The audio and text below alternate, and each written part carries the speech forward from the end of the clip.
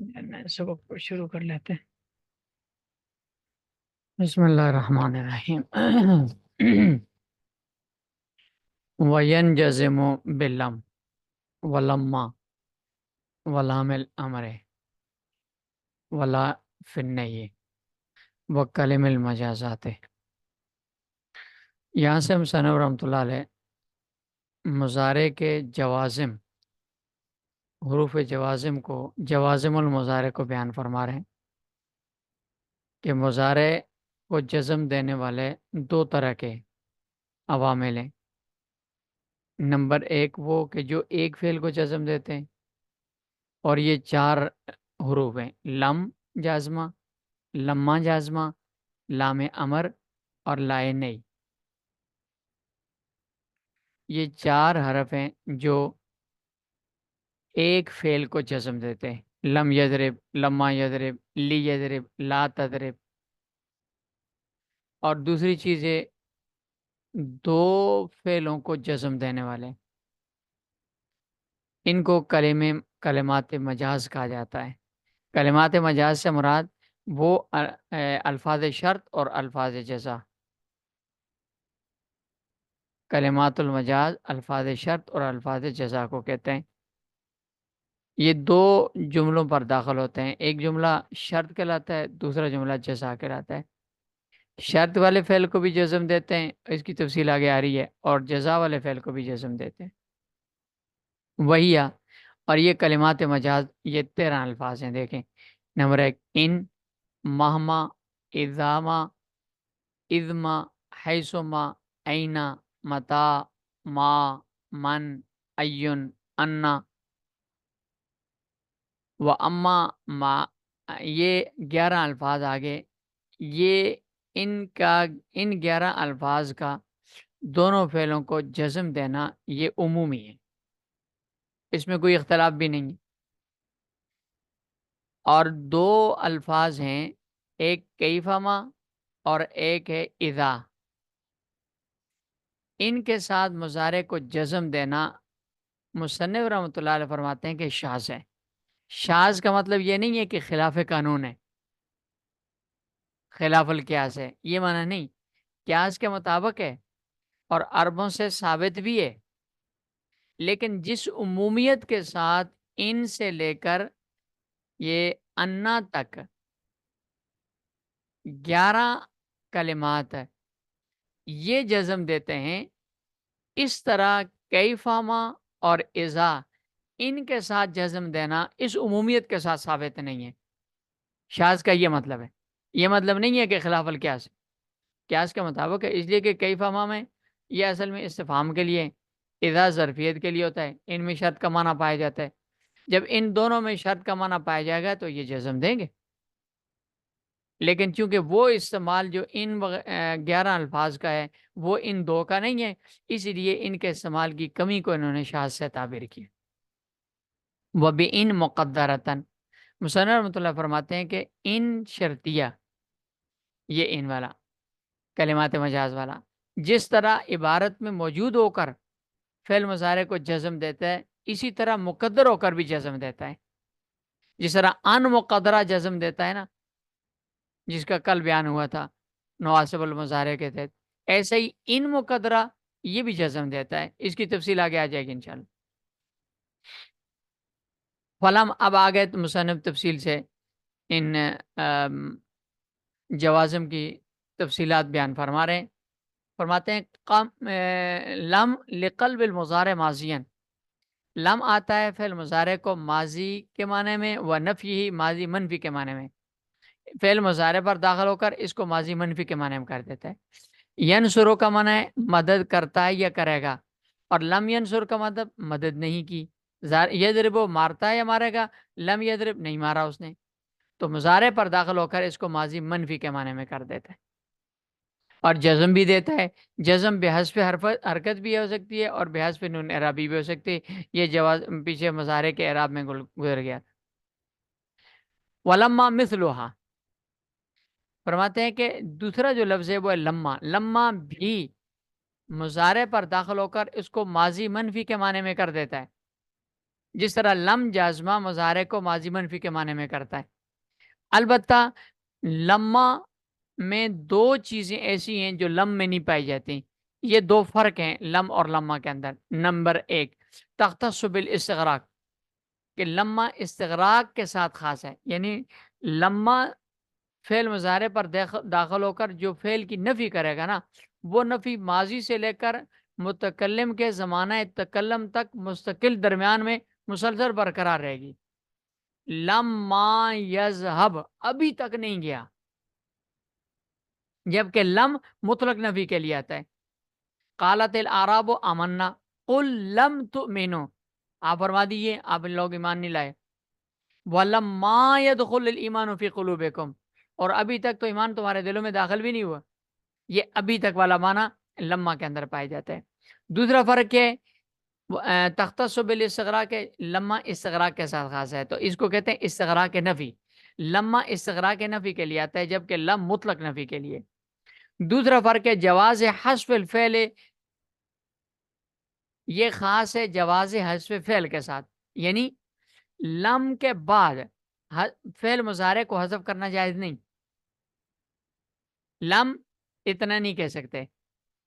مثلا نادمہ زیدن ولم، یہ نہیں کہہ سکتے، پورا کہنا پڑے گا نادمہ زیدن ولم ينفعه الندم.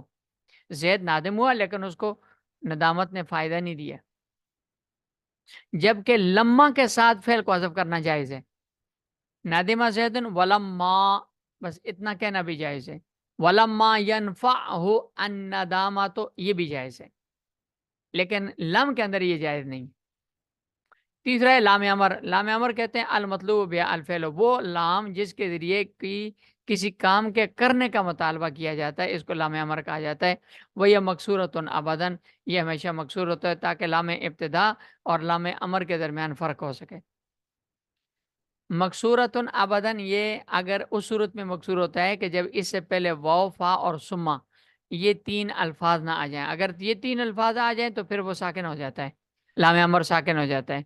وَلْيُوفُوا نُذُورَهُمْ، فَلْيَتَّقِ اللَّهَ، فَلْيَتَّقِ اللَّهَ، اور ثُمَّ لِيَقْضُوا تَفَثَهُمْ وَلْيُوفُوا نُذُورَهُمْ، یہ آیتیں.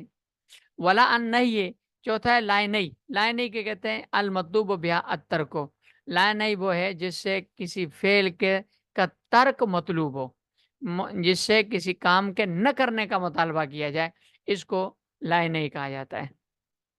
وکلم المجازات، دوسری چیز تھی جوازم میں دو فعلوں کو جزم دینے والے، ان کو کلمات مجازات یعنی الفاظ شرط و جزا کہا جاتا ہے. تدخل علی الفعلین، یہ دو فعلوں پر داخل ہوتے ہیں، شرط والے فعل پر بھی اور جزا والے فعل پر بھی.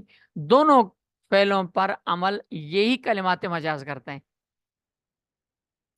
لسببیت الاول و مسببیت ثانی ہے، یہ ان کا معنی بتا رہے ہیں کہ کلمات مجاز کا یہ معنی ہے کہ ان میں یہ جملہ اولا کو جملہ ثانیہ کے لیے سبب بناتے ہیں اور دوسرے جملے کو پہلے کے لیے مسبب بناتے ہیں.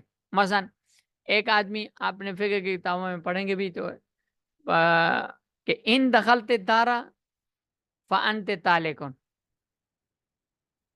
اگر تم گھر میں داخل ہوئی تو تمہیں طلاق. تو یہ گھر میں داخل ہونا سبب ہے طلاق کے وقوع کے لیے، وقوع طلاق مسبب ہے اس کے لیے. تو یہ سببیت والا معنی ان کے اندر پایا جاتا ہے. اور یہ سمیان شرطن و جزاءن، اور ان کو شرط و جزا کہا جاتا ہے.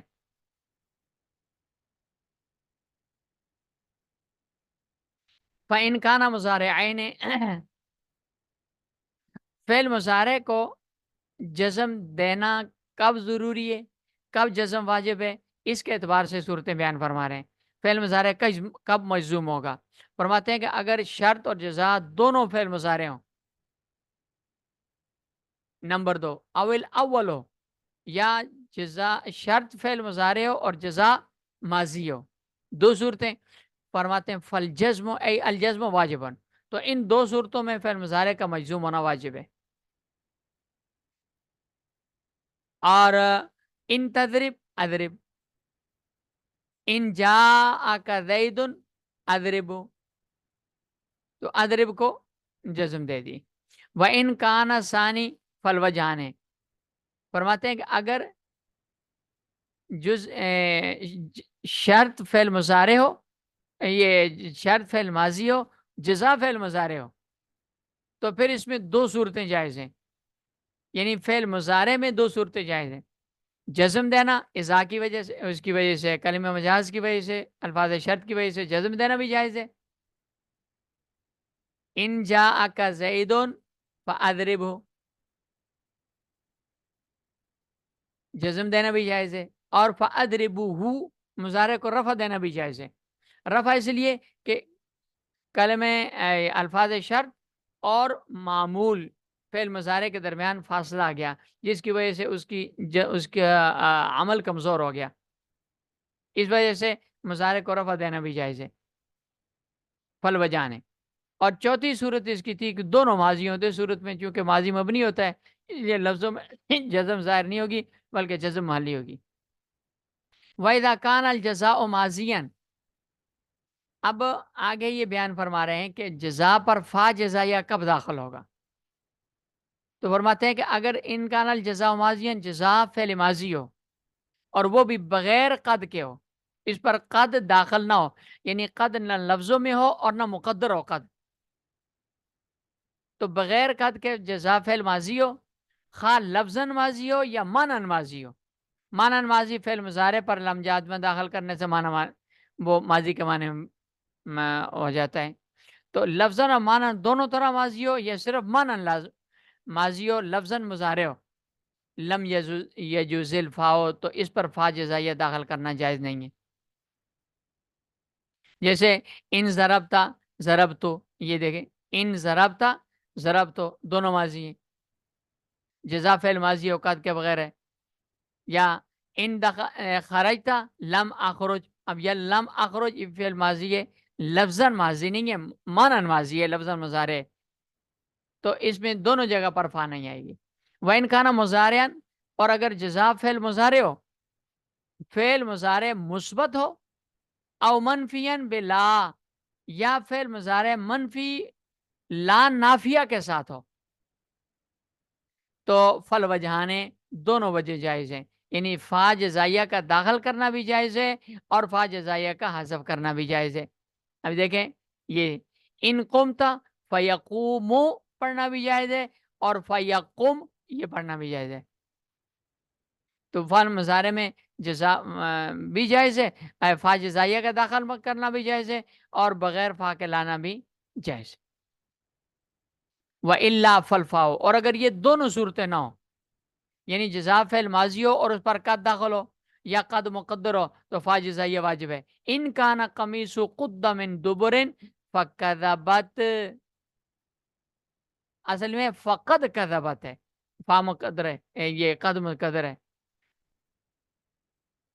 وَيَجِيءُ إِذَا مَعَ الْجُمْلَةِ الْإِسْمِيَّةِ مَوْضِعَ الْفَاعِلِ، فرماتے ہیں کہ اگر جزا یہ فعل جزا جملہ اسمیہ ہو تو فا جزائیہ کے جگہ کبھی اذا مفاجاتیہ بھی داخل ہوتا ہے فا جزائیہ کی جگہ. جیسے مثلا یہ آیت کریم ہے وَإِن تُصِبْهُمْ سَيِّئَةٌ بِمَا قَدَّمَتْ أَيْدِيهِمْ إِذَا هُمْ يَقْنَطُونَ، یہاں اذا یہ اصل میں فہم یقنتون تھا، تو فا کو جزائیہ کو حذف کر دیا، اذا والا اذا مفاجاتیہ اس پر داخل کر دیا، اس لیے کہ جو فا جزائیہ والا معنی ہے نا وہ فا اذا مفاجاتیہ سے حاصل ہو جاتا ہے.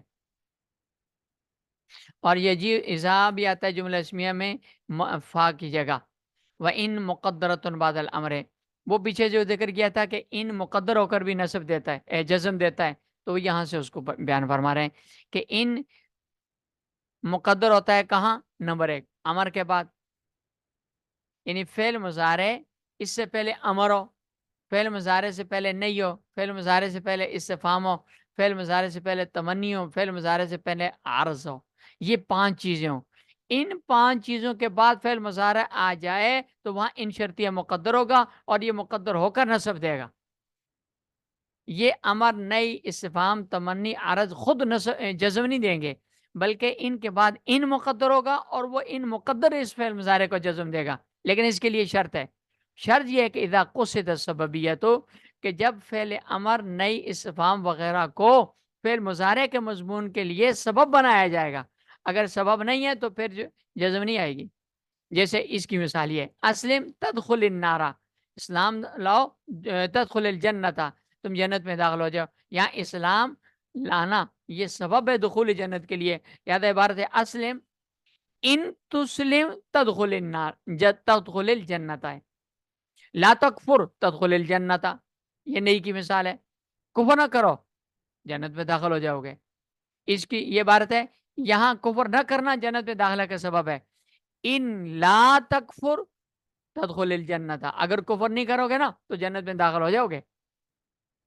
البتہ وامتنا لا تکفر تدخل النار، جمہور کے نزدیک یہ عبارت ناجائز ہے، یہ عبارت نہیں درست، اس لیے کہ اگر یہاں لا تکفر تدخل النار کہنا تو لا تکفر یہ تدخل النار کا سبب نہیں ہے، مضارع کا ماقبل مضارع کے مضمون کے لیے سبب نہیں بن سکتا، اس لیے کہ لا تکفر تدخل النار کا معنی یہ ہوگا تم کفر نہ کرو تاکہ جہنم میں داخل ہو جائے، حالانکہ کفر نہ کرنا تو جنت میں جانے کا سبب ہے، جہنم میں جانے کا سبب تو نہیں، کیونکہ اس صورت میں اگر ان کو مقدر مانے نا تو عبارت یوں بنے گی، لا تکفر ان تکفر تدخل النار، ان لا تکفر تدخل النار، کفر اختیار نہ کرو، اس لیے کہ اگر کفر اختیار نہیں کرو گے تو جہنم میں جاؤ گے، حالانکہ یہ بات غلط ہے، اس لیے یہ بات ٹھیک نہیں ہے۔ اس لیے کہ جو ان شرطیہ کے ساتھ مقدر فعل ہوتا ہے نا اس کے لیے ضروری ہے کہ نفی اور اس بات میں موجودہ فعل کے مطابق ہو، جبکہ امام کسائی رحمۃ اللہ فرماتے ہیں یہ بات ٹھیک ہے، اس لیے کہ ان کے نزدیک فعل مقدر کے لیے موجودہ فعل کے ساتھ نفی اور اس بات میں مطابقت شرط نہیں ہے، وہ کہتے ہیں کہ معنی کو دیکھ کر فعل مقدر مانا جائے گا، لہذا وہ یہاں لا تکفر ان تکفر تدخل النار قرار دیتے ہیں تقدیری عبارت، اور اس اعتبار سے ظاہر جائز ہے، لہنا تقدیرہ یہ جمہور کے مسئلہ کے مطابق تقدیری عبارت بتا رہے ہیں، لہنا تقدیرہ لا تکفر تدخل النار کی تقدیری عبارت یہ ہے کہ یہ ہے الا تکفر، یہ ان غلط لکھا ہوا ان ہے، الا تکفر تدخل النار، حالانکہ یہ عبارت غلط ہو جاتی ہے۔ چلیں یہ جوازم کا سبق مکمل ہو گیا، ہم کل سے انشاءاللہ پڑھ لے کے پیر سے عمر کو پڑھیں گے۔